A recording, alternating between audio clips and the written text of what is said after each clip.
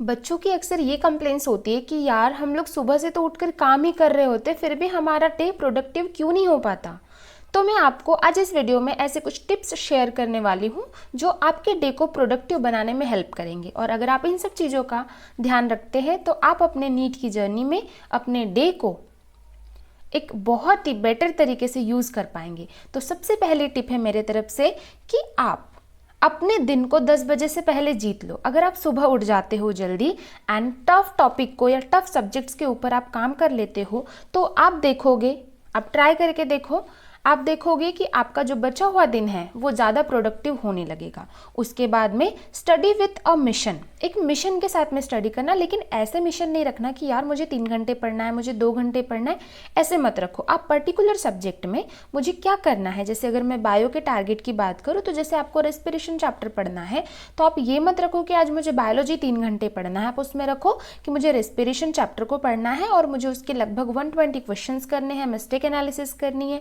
इस तरीके से आप लोग टारगेट को सेट करो। हम लोग क्या करते हैं, सब्जेक्ट वाइज हम लोग आवर्स बांट देते हैं कि मुझे इतने आर ये पढ़ना है, उतने आर वो पढ़ना है। हम वो नहीं पढ़ पाते और बाद में फिर हम लोग डीमोटिवेट हो जाते हैं।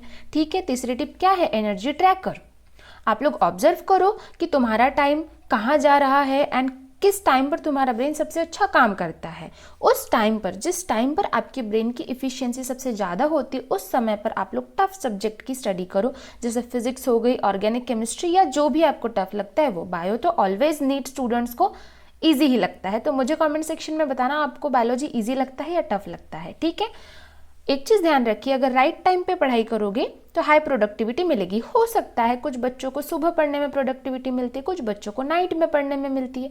तो आप अपने अकॉर्डिंग अपना रूटीन सेट करो। ठीक है, उसके बाद में चौथी टिप, 5 मिनट रूल। जब भी पढ़ने का मन ना हो तो बस 5 मिनट के लिए खुद को एक टारगेट देना कि तू 5 मिनट बैठ जा, बस बुक लेके बैठ। एंड ये हमेशा देखा गया है कि 5 मिनट के बाद में आप पढ़ने बैठ ही जाते हो। सो 5 मिनट के लिए बुक खोलना, आप देखोगे आप उसके बाद कंटिन्यूअस पढ़ने लगोगे। पर हाँ, आपको उस 5 मिनट के दौरान सिर्फ बुक के साथ में बैठना है, मोबाइल को लेके नहीं बैठना है। ठीक है, 5वीं टिप है मेरी, डेली विक्ट्री लिस्ट। आपने दिन भर में जो भी टारगेट्स कंप्लीट किए हैं, जो भी चीज़ें आपने आज किया, आप रात में उस अचीवमेंट को लिखो।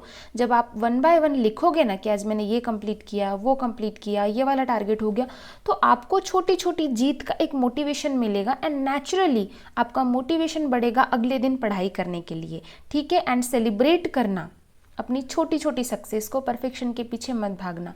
अगर आपने ऐसा टारगेट सेट किया जिसमें 10 टारगेट्स थे या 5 टारगेट्स थे और उसमें से आप 2 ही टारगेट कर पाए, तो भी उसको सेलिब्रेट करो कि चलो यार मैंने आज कुछ तो पढ़ा।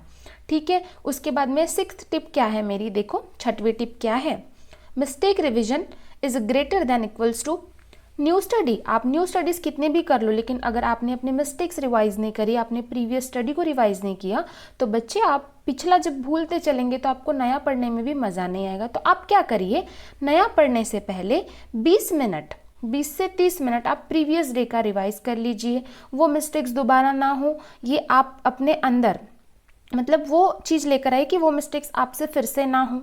ठीक है, तो ऑटोमेटिकली इम्प्रूवमेंट होने लगेगा एंड देखोगे कि आपके मार्क्स भी ग्रेजुअली बढ़ने लगेंगे। ठीक है, फिर एक 7वीं टिप क्या है मेरी, don't and on a question, difficult question. जब भी हम क्वेश्चन प्रैक्टिस करते हैं तो कुछ क्वेश्चंस ऐसे आते हैं जो डिफ़िकल्ट होते हैं एंड उनको देखकर हम लोग बोलते हैं यार ये तो डिफ़िकल्ट हो गया, हम उसी पे छोड़ देते हैं।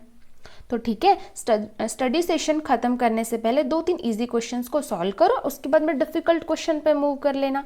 अगर लास्ट में डिफ़िकल्ट क्वेश्चन रहता है तो दिमाग में वो अटका रहता है कि यार मुझसे वो सवाल क्यों नहीं बना, सवाल क्यों नहीं बना। तो अगर कोई डिफ़िकल्ट क्वेश्चन सॉल्व करते करते बीच में आ जाता है तो उसको छोड़ दो। नहीं बन पाया फाइन है, नहीं बना उसका सॉल्यूशन देख लो, लेकिन नहीं बना करके उसको वहीं छोड़ के दिमाग में वो सोचते मत चलो आप। उसके बाद में आप एटलीस्ट 2 से 3 इजी क्वेश्चंस करो ताकि आपका ब्रेन जो है वो हैप्पी फील करे कि मैंने आज क्वेश्चन सॉल्व किया। इजी एंड अगर होता है ना किसी भी चीज़ का, तो पॉजिटिव स्टार्ट है वो नेक्स्ट टाइम वाले सेशन के लिए। जब हम ये चीज़ के साथ सोते हैं ना कि यार मेरे से तो वो क्वेश्चन नहीं हो पाया, मुझसे होगा नहीं होगा, ब्रेन वही वही सोचता है, वो खुद के ऊपर डाउट करने लगता है। तो ये चीज़ से आपको बचना है। ठीक है, उसके बाद में क्वेश्चन बिफोर थ्योरी, नया चैप्टर शुरू करने से पहले 5 PYQs देख लो। आप ये करो कि जैसे नया चैप्टर आपको आज शुरू करना है तो आप उसके 5, 10, 15 PYQs सॉल्व कर लो। ठीक है, हर बार का ये रखो आप लोग। प्रैक्टिस के दौरान तो करना ही है, लेकिन एक रिवीजन का एक तरीका होता है पीवाईक्यू सॉल्व कर लेना या क्वेश्चंस को सॉल्व करना, ठीक है। एंड इससे आपको पता चलेगा कि इंपॉर्टेंट टॉपिक्स क्या क्या है इस चैप्टर के, आपसे पीवाईक्यू बन पा रहे हैं या नहीं बन पा रहे। एंड ट्रस्ट मी, अगर एक किसी चैप्टर को पढ़ने के बाद आपके पीवाईक्यूज अपने एंड से आप जब ट्राई करते तब बन जाते हैं, तो ट्रस्ट में आपकी प्रिपरेशन अच्छी चल रही है, ठीक है। अब पीवाईक्यू से थोड़े अप लेवल के क्वेश्चन प्रैक्टिस तो हमको करने होते, क्योंकि एग्जाम अनप्रेडिक्टेबल है, कभी आसान भी आ सकता है, कभी टफ भी आ सकता है, राइट। उसके बाद में क्वेश्चन प्रैक्टिस किया, और जब उसके बाद में आप थ्योरी पढ़ोगे ना, तो आपका फोकस जो रहेगा वो 10x रहेगा। क्यों? क्योंकि क्वेश्चन सॉल्व करते समय हमारा ब्रेन काफ़ी एक्टिवली काम करता है, तो थ्योरी पढ़ते समय आपको बोर नहीं लगेगा।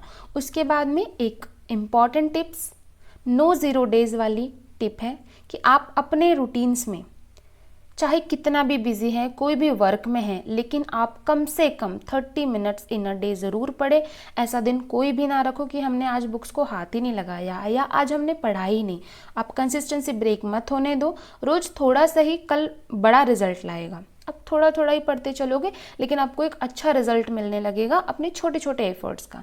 लेकिन जब हम एक दिन स्किप करते हैं ना, वो second day, third day, fourth day always skip होने लगता है, एंड यहीं से फिर हमारे बैकलॉग्स बनते हैं, और जब बैकलॉग्स बनने लगते हैं तो हमें होता है डीमोटिवेशन, ठीक है। देन वीकली CEO मीटिंग करो खुद की, कि हर संडे को 20 मिनट्स खुद के साथ बैठो एंड रिव्यू करो, आज मैंने मतलब इस वीक में मैंने क्या पढ़ा, क्या अच्छा हुआ, क्या बुरा हुआ, क्या इम्प्रूवमेंट करना चाहिए, क्या नहीं करना चाहिए, कौन से मिस्टेक्स है जो मुझे अवॉइड करनी है।